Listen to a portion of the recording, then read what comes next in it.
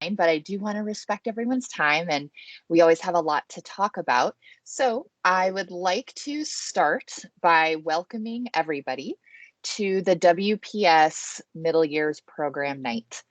And this meeting is prepared for 6th to 10th grade parents. And that's not a coincidence. Those are the students in our middle years program. And we're really spending some time really talking about the IB and the middle years program. And you're going to hear from a few voices tonight. You're going to hear from me. And my name is Clarissa Tupin. I am the head of learning and instruction at Willows Preparatory School, and I am also the IB coordinator.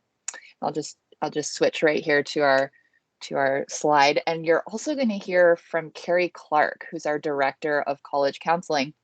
And even though his picture is not up here, Mr. Razum is floating around out there as well. And we can certainly expect to hear from him in the night as well. Okay, so we're going to talk about Willows Preparatory as an IB school. We're going to talk about what IB is. We're going to talk about what the MYP is, and with that, we're going to give some examples of how assessment in the MYP is different than at other schools, which is one of the leading questions that we get from parents. They want to understand IB grading. So we're going to talk about that at length. And then we're also going to talk about college prep. We are very excited to have Mr. Clark with us. He is a wonderful addition to our school, and he is building a college prep program that we are extremely proud of. So please have your microphones on mute. Feel free to type questions in the chat. If I'm talking, then Mr. Clark and Mr. Razum will try to answer as many of those questions as we can. We will have a period for questions at the end of the presentation, depending on how long the presentation itself goes. So we will get started. So we are an IB school, and we are very proud to be an IB school. IB is a highly challenging curriculum that is internationally recognized as an excellent preparation for university, which is why we chose to be an IB school.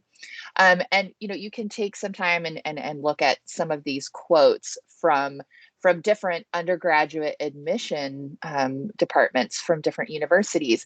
IB is recognized all over the United States and as well as globally for the level of rigor and depth that students get and are prepared for when they enter universities.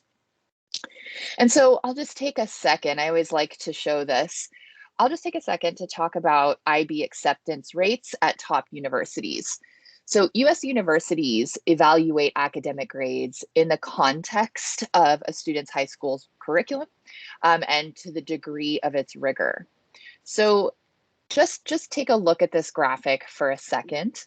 You'll see that this is about Harvard University, and it shows the acceptance rates of IB students compared to non-IB students at Harvard. So here you can see that their acceptance rate of IB students is 12.2% compared to 5% rate.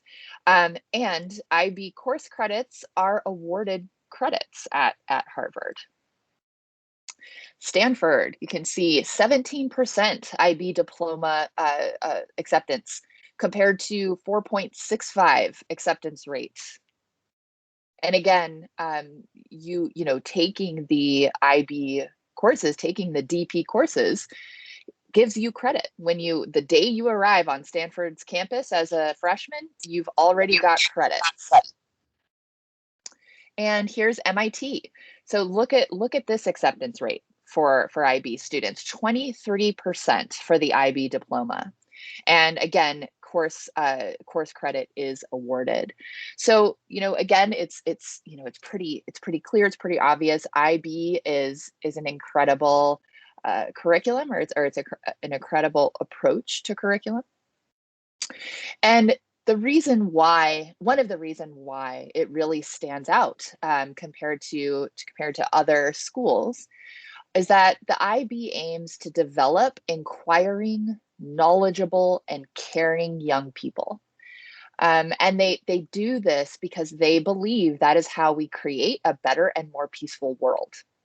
So the programs all the way through IB, from PYP, which is the primary years program at BCA, the MYP and the DP at WPS, they encourage students to become active, compassionate, lifelong learners who understand that other people, even people that are different than them, can also be right. And it's something we work on and strive towards in everything we do at WPS. So the IB is a rigorous curriculum framework. It is not a curriculum itself. So any local or national curriculum can be filtered through the framework. So an example of that is the MYP Science at WPS uses the next generation science standards, which are the national science standards. IB is relevant and meaningful to students. It uses backward curricular design, meaning that teachers spend a lot of time thinking about what is it that students need to know to be global, compassionate, competitive students in this world. And then they design their assessments and their curriculum from that core. It is internationally and globally minded, and that is interwoven through everything we do, from math assessments and homework to projects in INS, to community projects that we do. And it is holistic. And I'll explain what I mean by holistic in just a minute. So the IB is not a different or more challenging curriculum. IB is a framework that encourages students to think bigger and deeper. Okay? It is not exclusive to advanced students. It is not more work for students. And it is not a rigid curriculum, meaning that students read a variety of books from all different types of authors from all around the world. They take a variety of assessments. They do projects and tests and quizzes, and they do homework. There's a variety of ways that we approach deeper learning through the IB. And one of the ways that we do that is by really focusing on our IB learner profile traits. So the IB learner profile represents 10 attributes that are valued by IB World schools.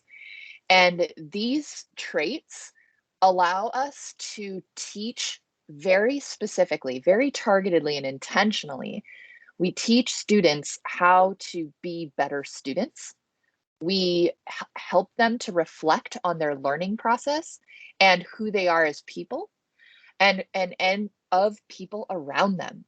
So IB learners reflect on their stance of inquiry, their knowledge, how they think, how others think, how they and others communicate. They think about and develop their principles in line with their family values. They are open-minded. They work on being caring, and not just for their family and for their friends, but for people outside of their perceived realm. They learn to be risk takers. They try and reflect on the need for balance. And as always, they are asked to reflect on these. So these are very intentional practices that we weave into the curriculum. So, in other words, we want to move from this model where a student is at the center, right? You see that sun is a me, and then all of the planets moving around that sun is stuff about me, my stuff I hate, and others are way out there on the perimeter of the solar system. We want to move away from this to more of an understanding of ourselves as explorers of our world. Okay, so a very brief history. The IB diploma program, the DP, was first established in 1968, and WPS was authorized in the spring of 2020. And we will have our first cohort of DP students this year. So we'll have our first graduates of the diploma program next year, which we are very excited about. And the IB Middle Years program, or the MYP, was launched in 1994. BCA and WPS were authorized for the PYP, the Primary Years program, and the Middle Years program in the spring of 2019. So the IB Middle Years program, or MYP, is for all WPS students in grades 6 through 10. And the diploma program is grades 11 and 12. So this is what we offer. This is what we offer at WPS. And then the primary years program is from essentially preschool through 5th grade. Now we have 5th grade at WPS this year, and they will likely become part of the MYP moving forward. Okay, so some of the best stuff about the MYP is teaching and learning in the IB. And you can see, I love this image here. This girl says, I am IB because I value the process more than the product. And this is a theme that runs all through the middle years program. So the three sort of core pieces of the middle years program are inquiry, action, and reflection. So inquiry uses knowledge and experience along with student curiosity to find what is relevant, engaging, challenging, and significant. So really it's developing a student's purpose, but also their understanding of the world through questioning. So I like to tell my students, I challenge them to take an inquiry stance, to not approach content as if they already know it or if it's something to master, but they should approach their learning and their studies through questioning. And so action represents the IB's commitment to teaching and learning through real life experiences. Learning experiences develop understandings, which are reflected through purposeful and meaningful assessments. So action is sprinkled all the way through the MYP, beginning in the very early projects that students are doing, where they have to do surveys, they have to get involved with the community, they have to find out and ask questions outside of their own classroom. And it goes all the way through into 8th grade, where they do a community project where they have to connect to their community and make meaningful change. And then all the way into 10th grade, where they do their personal projects. And we'll talk a little bit more about that. But action, like taking an activist stance for something you believe in, is a very important part of being an IB student. And then reflection. So reflection is required to identify the impact of learning.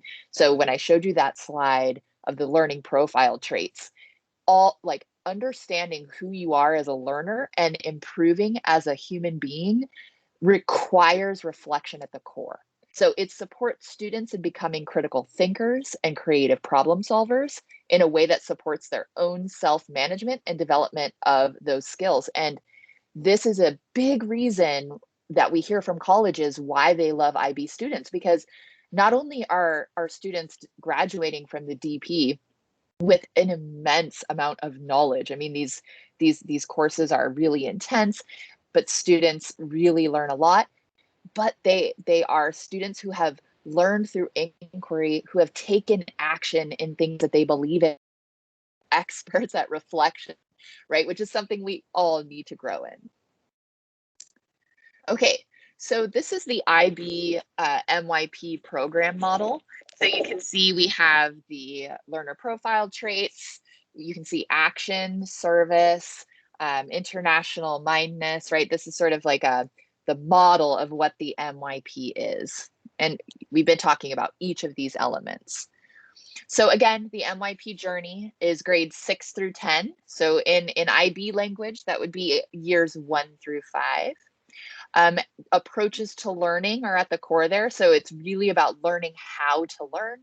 And with those approaches to learning and with those learner profile traits, like I mentioned, this is how we explicitly teach about learning in the development of 21st century skills.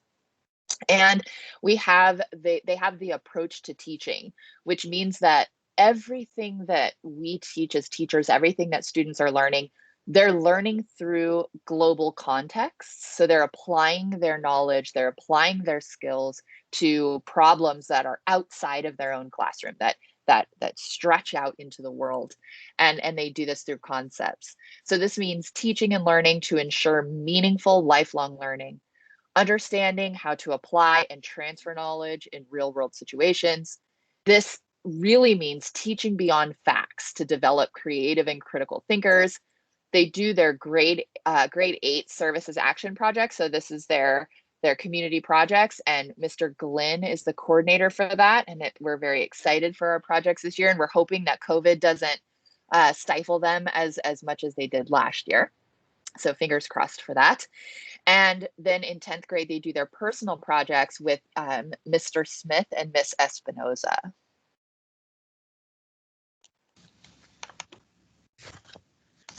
So yeah, at this point, I'll introduce myself. I'm Kerry Clark, the college counselor, and I will just make a couple comments here about the MYP IB in college. So this slide, you'll see a few of the steps that students will take during their time in the MYP, as those steps relate to the process of preparing for down the road college applications and thinking about the future on a larger scale. And so what's really great about having the PYP, MYP, and diploma program all available to students is it makes it so students, when they do get to 11th and 12th grade, they're not just all of a sudden being dropped into a curriculum where these large ideas, like the IB learner profile, those large ideas aren't just being introduced to them at that late stage. Instead, our students are getting exposure to these larger globally minded ideas and the kind of higher order thinking skills early on, and those skills being kind of the structure that ties together all of the different subject areas will make it that much easier for students when they do get to the point where they're in 11th and 12th grade doing the diploma program and inevitably thinking about college, because really that's what colleges are looking for in students, are students who have familiarity with a global mindset, students who can apply their skills to new settings and in ways that they might not have been tested before. So kind of the ability to do novel tasks and succeed without, feeling like a fish out of water. And so as this slide shows, there's a number of steps that students are taking in addition to simply studying the core subject areas that we all know as like your typical process through your K through 12 years. So yeah, some of the important steps are just having students immersed in different content areas so they can learn what skills and areas they are most interested in, and that will lead into middle school years where they can start to develop study skills and habits that will allow them to be successful as each year gets more challenging. One thing they'll do at the end of 8th grade or as part of 8th grade is their service in action project as part of the MYP, which is great because high school, there will be a need for students to break out of their comfort zone a little bit and get involved in the community. And that will lead into the diploma program where there's actually a certain amount of required service and community action that's involved before students graduate. So that's great. And then in 9th grade, they'll start working more closely with me on things that will address their future more. So, exploring possible careers that match with student interest. And they'll be taking PSAT both in 9th and 10th grade and 11th grade to prepare for standardized testing. So yeah, I just wanted to comment on how it really is great that students have the opportunity to get this exposure with these larger goals earlier on. That way, when they do get to the point where they're going to be heading off to college, colleges can look and see that, these students are really well prepared for success in college and life. So.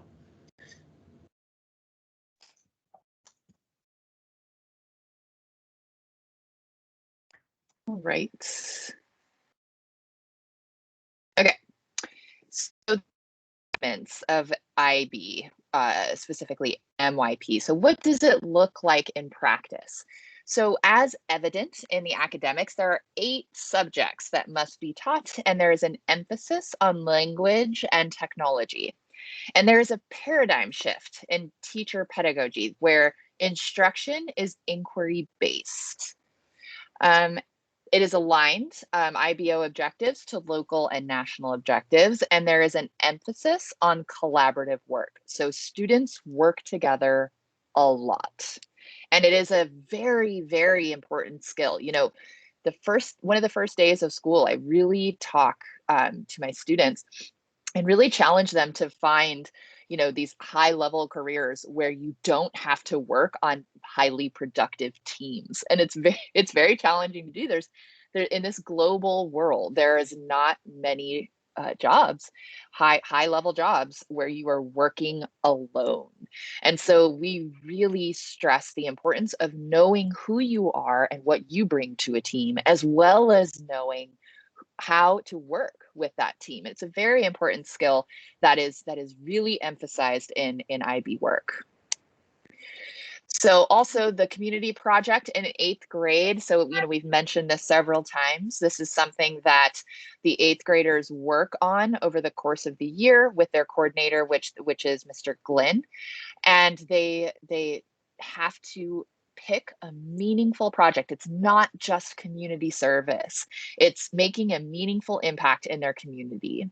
The personal project in 10th grade is similar to an action research project, but it's about a student's own personal passion. So they pursue, it's like a research study, 4,500 word essay about something that they are passionate about.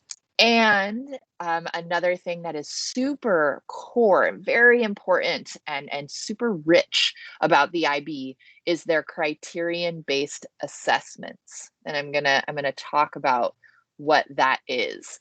Okay, so assessments.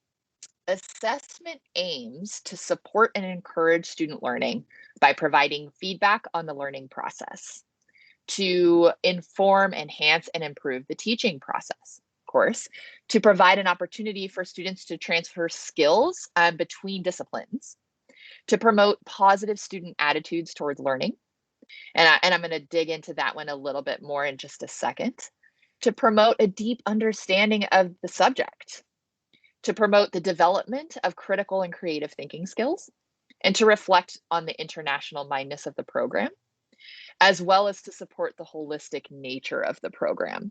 Now that seems like just a whole bunch of reasons for something. So let me give you a little bit more about what an assessment is. So we offer formative and summative assessments. Our teachers create and implement both formative and summative assessments, which are related to each other and integral to the learning process. So a formative assessment is an assessment that provides smaller amounts of feedback on specific learning objectives and or would require students to demonstrate their knowledge of specific targeted aims. So an example of a formative assessment would be classwork or homework or a lesson exit ticket for the day or a warm-up. Okay, so really it's classwork, it's what you do in class, and it's homework. Okay, and formative assessments make up 20% of a student's final GPA. And then the other type is summative assessments. Summative assessments are designed to provide evidence for evaluating student achievement using MYP specific criteria. And I'm going to show those to you in a minute. So an example of a summative assessment would be an exam, but it could also be a project or a presentation or an essay or a performance. And this is why, if I'm going to go back to this slide here, this is why if you look at the bottom here,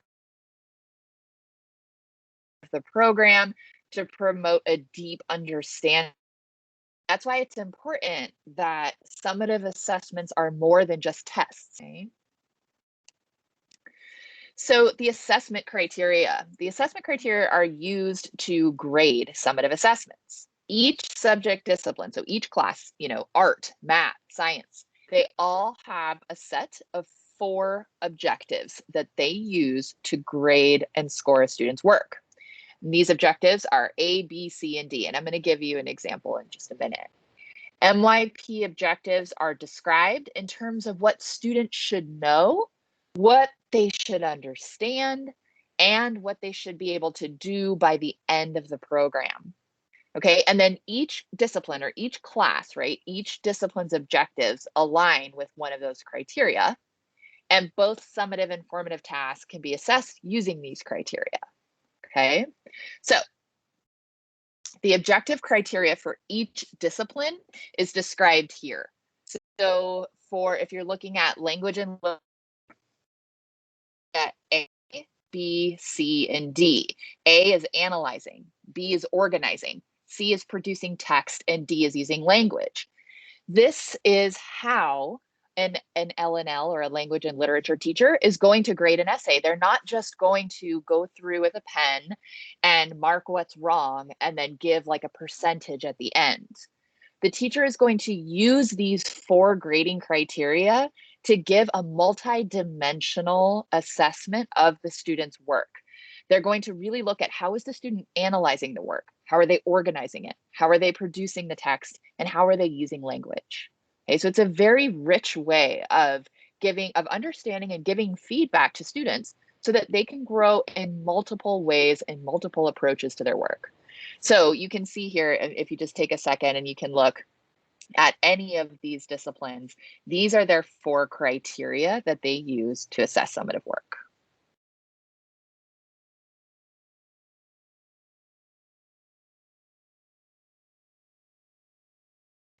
We're going to look at a specific example of how teachers use these criteria to grade.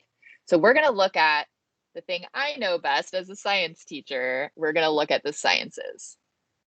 So we're specifically going to look at science criterion A, which is knowing and understanding. All right. So here is my science example. So when you look at the criterion A, knowing and understanding, you can see there that at the end of year 3, which would be the end of 8th grade, students should be able to describe scientific knowledge, apply scientific knowledge and understanding to solve problems set in both familiar and unfamiliar situations. They should be able to analyze information and to make scientifically supported judgments. So then here, you can see here that these are the achievement levels and the level descriptors. So these numbers here, 0, 1 to 2, 3 to 4, 5, 6, 7, or 8, these are what your students would call grades and we call IB scores, right? So a student is going to score in these bands somewhere. They could get a 1 to 2 if they are simply recalling scientific knowledge, and versus a 7 to 8 if they're describing scientific knowledge. And that's the thing here. These command terms, recall, state, outline, describe, these are how teachers know and score and teach students how to learn what they're learning and then to show us what they've learned, right? So you can see if you really look at this, there's a big difference between a 1 and 2. You apply information to make judgments. In a 3 and a 4, you apply information to make scientifically supported judgments, right? For a 5 or 6, you interpret information to make scientifically supported judgments. And in a 7 and 8, which is that with the highest scores you can get, you analyze information to make scientifically supported judgments. So I'm going to give you an example of some student work so that you can get a good understanding of what it's like to score or to grade for IB. You know, it's one of the questions we get a lot. Students and teachers really want to, or I'm sorry, students and parents really want to understand how work is graded, because students aren't receiving just percentage grades like they do in non-IB schools. So I'm giving you this example, and I hope that this can really open up the conversation and really help us to understand IB scoring. Okay, so here's an example. Like I said, it's something that I know closely, science for criteria A. So here's the question. Okay, constructing explanations. This is the question that was given to students. Individually, write a paragraph to question. What do similarities and differences in anatomical structures and embryological development tell us about the relationships between organisms? Now, this is for 8th grade, okay? So once again, I'll say it one more time. The students are supposed to write a paragraph, and they're supposed to answer this prompt, which you can see there are many things they're supposed to address in this prompt, right? This is not a straightforward answer. What do similarities and differences in anatomical structures and embryological development tell us about the relationships between organisms? All right. So I'm going to show you first this student's work. So the way that the student is writing their paragraph, they have a claim. The claim is as close to a straight answer to the question as they can get. So they look at that question and they try to answer it in as close as they can in just a few sentences. And then they give evidence and reasoning to support their claim. Okay, so you can see the claim from the student. The similarities and differences in anatomical structures and embryological development tells us how much related each species are to each other and if they have a common ancestor. Okay, so that's the claim. And then in the evidence and reasoning, the student cites evidence from the task, from the classwork, from the homework that they were doing. And at the last sentence, you can see here, so since the soft-shelled clam and the dipper clam look very alike, I came to a conclusion that they have a similar ancestor because they look very similar. So when two animals have very similar features, we can come to a conclusion that they probably had a common ancestor. So this student has a claim where they address the prompt, they offer evidence for why they believe that, and they finish with reasoning where they say, I came to a conclusion that if they look similar, they probably have a common ancestor, okay? So I scored this student's work as a 3, and I'm going to show you why here. This student stated scientific knowledge, okay? They in each of these, in the claim and in here, right, they say the soft-shelled clam and the dipper clam look alike in shape, and the others have the same color coordination, right? They're stating evidence, they're stating scientific knowledge. They solved a familiar situation, okay? So everything that this student is reporting, they're not really taking a leap, an intellectual leap, or making any guesses. They really are just like sticking to the facts, right? And they applied information to make a scientifically supported judgment. The judgment that the student came to at the end is correct. If animals look alike, they might be related, right? So they applied information from the task to make this decision.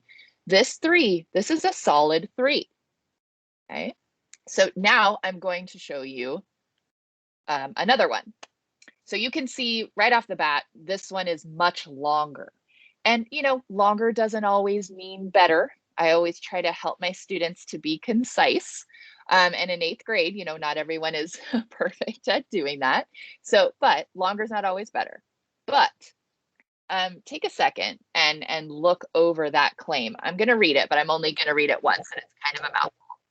So this student says, and remember they're answering that question above, the student says, By analyzing both anatomical and embryological similarities and differences within animals, we can further understand the commonalities that are pervasive within all species. Anatomical evidence tells us how animals of similar origins differ in their structure, while embryological evidence indicates how animals of different origin are similar in their early years. Furthermore, embryological evidence tells us how all animals have the same fundamental structure, which is highlighted in their embryological development. Okay, and so I gave this student a 7 because the student described scientific knowledge.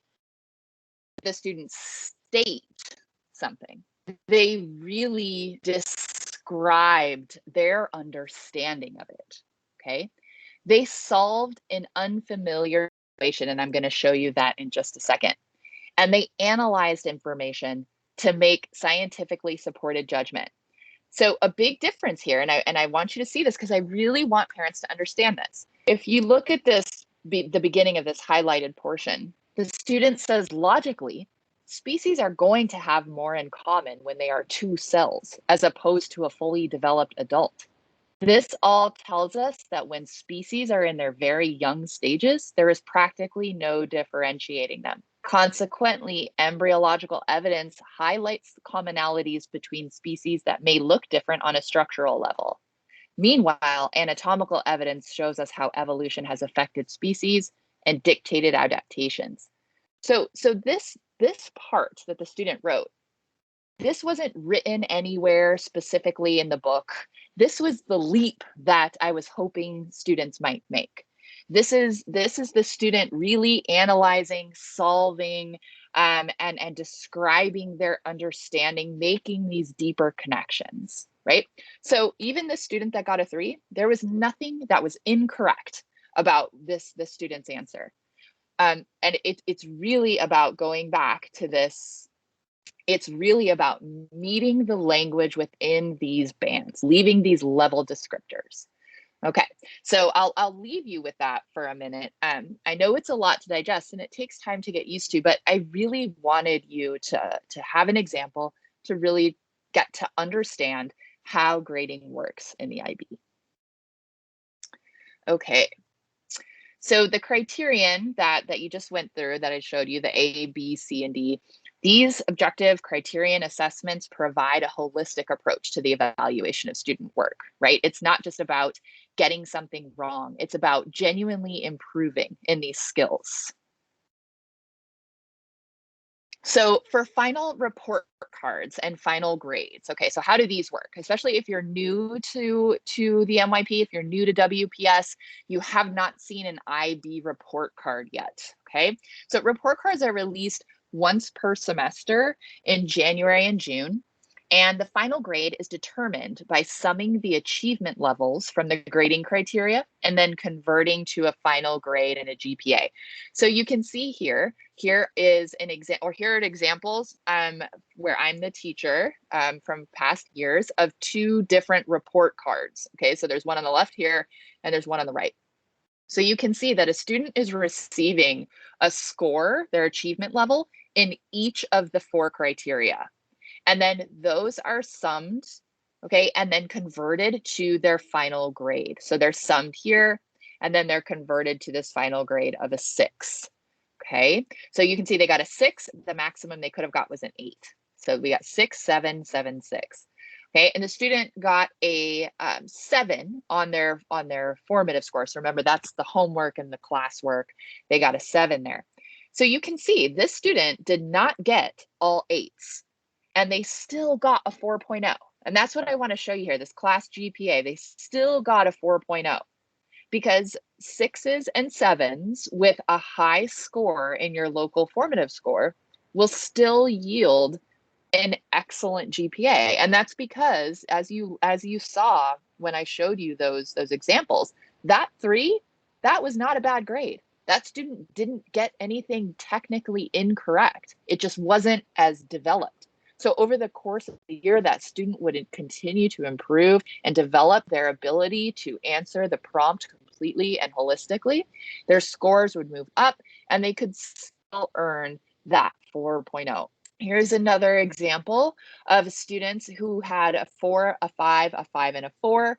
Okay, their final grade was a 4. Their GPA is a 3.0. All right.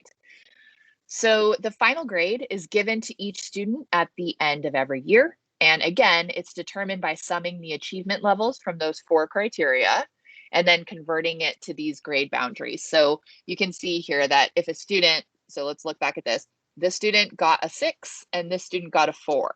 So if we look at this chart, a 6 is a student who is producing high quality, occasionally innovative work, communicates extensive understanding of concepts and contexts.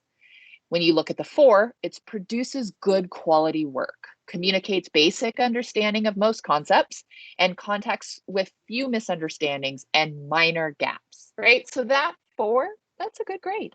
Okay, so it's hard, but we have to move away from seeing that out of 8, they have a 4, so that means they got a 50%. No, right? That is not true. And you can see that when you look at this descriptor. If a 4 out of 8 was a 50%, it would not be called, good quality work with few misunderstandings and minor gaps. Okay, so as you get more and more familiar with IB grading, that will become clearer to you as we go. All right, so then the GPA is determined by the 4 IB grades here, plus this local formative score down here out of 40. Okay, so you can see a 3, and this matches standard grading. So we have this equivalent letter grade column over here so that you can see that the GPA matches a standard like at any school. So if you have a 3.0, that's a solid B, a 3.5 is an A minus, a 4 is an A plus. Okay. All right, so it's just showing the process there. And we can take some questions at the end. I'm sure there'll be some, or there might be some in the chat. I can't see the chat. So we are a unique school environment where teachers and staff support student learning directly of valuable life lessons through experience, communication, reflection, and action. So communication and respect and learning from each other is super important, and we expect students to have questions as they transition into new policies, responsibilities, grading, and privileges. And our goal is to support students and parents, of course, when they need help and guidance to ensure academic success. Okay? And so that means that if there are questions, if students have questions, if they don't understand how something is being graded or how they can improve, they simply just have to ask. We are here to help them every step in the way. We're here to help you. And of course, you can reach out to any of us, but specifically if you have IB questions or curriculum questions, you can reach out to me. If you have questions about college or the DP, please reach out to our college counselor, Carrie Clark. And as always, please reach out to your teachers. If you have questions about what's happening in the classroom, how a specific thing was graded, teachers are more than happy to set up conferences and meet with parents. But okay, so I've been talking so much. I'm